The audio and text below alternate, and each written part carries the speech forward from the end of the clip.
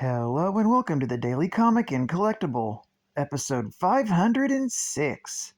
Now today, the collectible of the day is the Disney Store Star Wars series, The Force Awakens, Original Trilogy, Deluxe Millennium Falcon, Diecast Vehicle.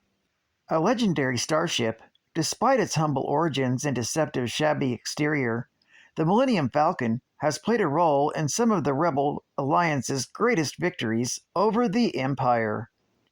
On the surface, the Falcon looks like a worn-down junker.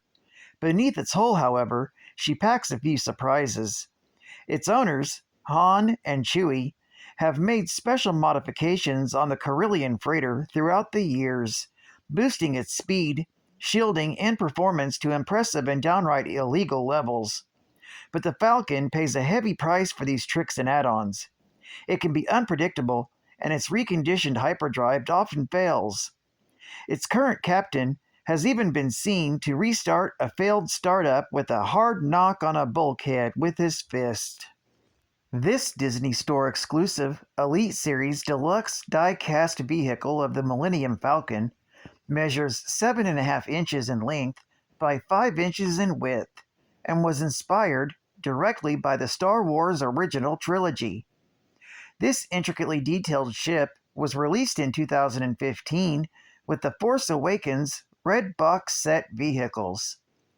Finely detailed with the realistic metal body, the Millennium Falcon is fully painted and weathered to match the actual movie prop. Features include retractable landing gear that moves up and down, an extending entry-exit ramp that extends out, a movable radar dish, and 2 movable laser cannons located on top and the bottom of the ship. This ship was licensed by Lucasfilms and released by Disney. Now, the comic of the day is Star Wars, Volume 1, issue number 84, with a cover date of June 1984, with story by Roy Richardson, art by David Mazzucchelli, and cover by Tom Palmer. This issue is titled Soul Searching. Han Solo has been asked to invite planetary leaders to a galactic congress. After delivering an invite to the people of Zota 3, Solo and his Wookiee co-pilot make their way to a low-life cantina on a backwater world to relax. Solo's card-playing abilities eventually sees him taking the money from every gambler in the house. However, one gambler decides to make one final bet for more interesting stakes. He decides to wager a crystal, which he found in the Sol system, as well as a holomap to the system, against Solo's ship, the Millennium Falcon. Solo is skeptical of the man's story, as the popular tale is that Sol 5 was destroyed in a cosmic war eons ago, and the only Solarian's presence is in old abandoned outposts. The man becomes angry at Solo's disbelief and tells him his story. He was an advanced scout for the Galactic Empire Exploratory Division when a meteor hit his ship, just as he was entering hyperspace. Upon finding the system, he landed on the 5th planet where he discovered the crystal that he now possesses. He returns to the Empire, but due to the escalating conflict of the war, he was unable to earn enough money for a return trip. As a final piece of proof that his story is true, he uses the crystal to telekinetically throw Chewbacca across the room. Intrigued by the man's story, Solo agrees to the bet. The man lays down a full system, content that he has won Solo's ship. But Solo still has the winning hand. The man, infuriated over his loss, draws his blaster, yelling that Solo is a cheat. Upon hearing the man's claims, and still sore about losing their money to Solo, the rest of the cantina pulls their weapons, intending to gun Solo down.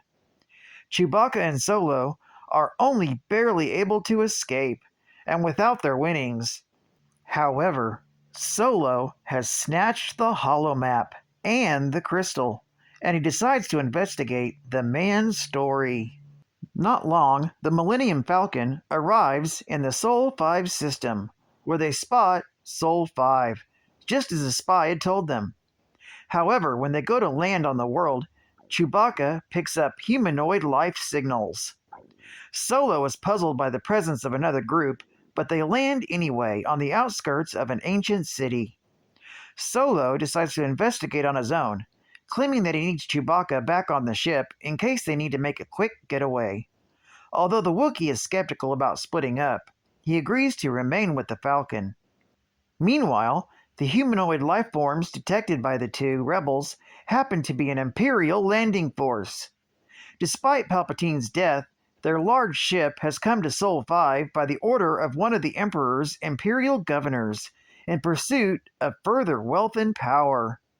The leader of the Imperials, Captain Dressel, has detected the arrival of the Millennium Falcon, and he summons his telepathic pet, Adjutant Sisk, to track down the intruders.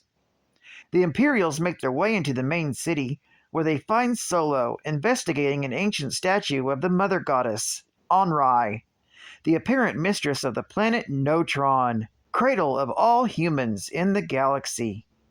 Just as he ponders the statue, he's struck by a telepathic attack by Sisk, causing him to collapse. After a brief shootout, Solo presses a button on the statue, transporting him through a trap door and into a crystal room. However, the Imperials have already set up shop in the room. As Solo gets closer to the crystals, they begin to whine loudly, attracted to the crystal that Solo already possesses. Before he can investigate further, a group of stormtroopers appear, and Solo is forced to duck out of sight. Inside a small room that Solo hides in, he finds two tied up xenoarchaeologists. The two quickly explain that they were the ones who led the Imperials to the planet on an information-gathering expedition. Upon discovering the crystals, they had learned that the devices were used by the Solarians to power everything in their city. Unfortunately, upon making this discovery, they were mind-probed by Sisk, who immediately informed Dressel. The Imperials quickly took the archaeologist prisoner, planning to use the crystals for weapons development. One of the archaeologists, Nuar, pleads with Solo to help them escape and steal the crystals from the Imperials to keep them from manipulating the crystals in such a way. Solo agrees to help them, and after untying the two archaeologists, he uses his hiding place to stun the stormtroopers. While gathering up the crystals, they once again begin to hum. Dr. Zathan demands to see what Solo has with him. He shows the archaeologists the crystals that he brought with him.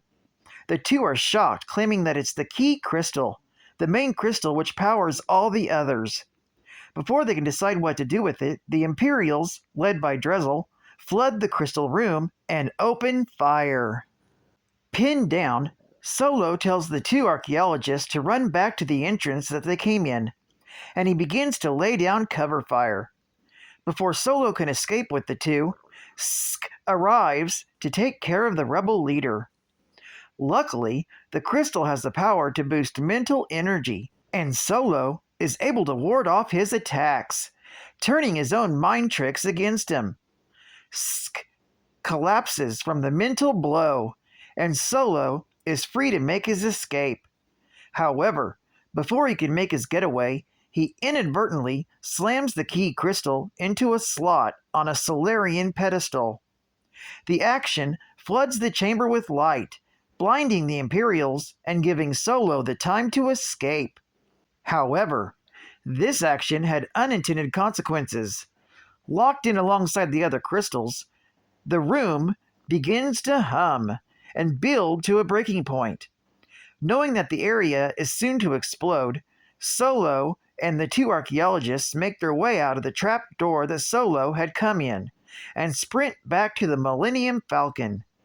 As the city begins to be filled with a large whine, the Falcon takes off, pursued by TIE fighters.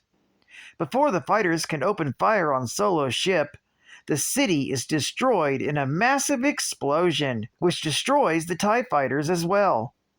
As the Millennium Falcon makes its getaway, Solo claims that he hasn't seen such an explosion since he and Chewbacca blew away the Death Star.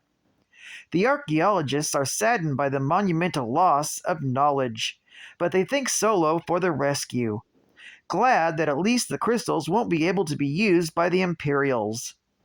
As a final thank you to Solo, Noir plants a kiss on her savior, causing Solo to think that it's about time he got a pleasant surprise from his trip. Geek fact: this issue is actually considered a minor key, having been the first time the planet Notron was ever mentioned. Notron was later established to be the ancient name for Coruscant. Bonus geek fact: Coruscant, originally called Notron, was a planet located in the galactic core. It was the ancient homeworld of the Tang, and also generally believed to be the original birthplace of humans. During most of galactic history, Coruscant was the most politically important world in the galaxy. In controlling Coruscant, governments controlled most of the galaxy in the process. State-of-the-art gaming. Everyone has their own system for playing Popeye. Atari, Intellivision, ColecoVision, TI, Commodore. Now you can play Popeye, one of the most fun and challenging arcade games yet, on any one of them. Run through 3 screens of non-stop action, where you can try to capture Olive Oil's heart, while avoiding untold dangers, including Brutus and the Sea Hag. Run down to your local store for Popeye today. And while you're there, check out Tutankhamun, Frogger, Cubert, and Super Cobra, also from Parker Brothers Arcade Action Series. Check out Popeye today! And final geek fact: the Millennium Falcon, formerly known as the Stellar Envoy, was a Corellian YT-1300 light freighter, built around 60 BBY, earning a legendary status under their ownership. The ship was most famously used by the smugglers Han Solo and Chewbacca before, during, and following the Galactic Civil War. During the Falcon's time in the possession of the smuggler Lando Calrissian, it accumulated numerous modifications in the name of convenience and luxury. However, during Han Solo's famous record-breaking Kessel Run, in which he piloted the freighter for the first time, many of these additions were destroyed or lost, leaving the ship battered by the time Solo won it from Calrissian shortly afterwards in a game of sabacc. Its aged appearance still belied numerous advanced modifications to boost the ship's speed, weapons, and shields, including a hyperdrive, among the fastest in the entire galaxy, enabling it to outrun Imperial Star Destroyers. It also includes sensor-proof smuggling compartments which were used during the rescue of Princess Leia Organa in 0 BBY to evade Imperial stormtroopers. Afterwards, the Millennium Falcon saw further action when Solo chose to join the Rebel Alliance during the Battle of Yavin, where it was able to sneak up and fire on Darth Vader's TIE Advanced, allowing Luke Skywalker to fire the proton torpedoes from his T-65B X-Wing starfighter that destroyed the Death Star. Well, I'd like to thank you for joining me for this slightly longer episode of the Daily Comic and Collectible, and I hope to see you again tomorrow. This is Cat Fan Comics Man, and I'll catch you on the flip. Over and out.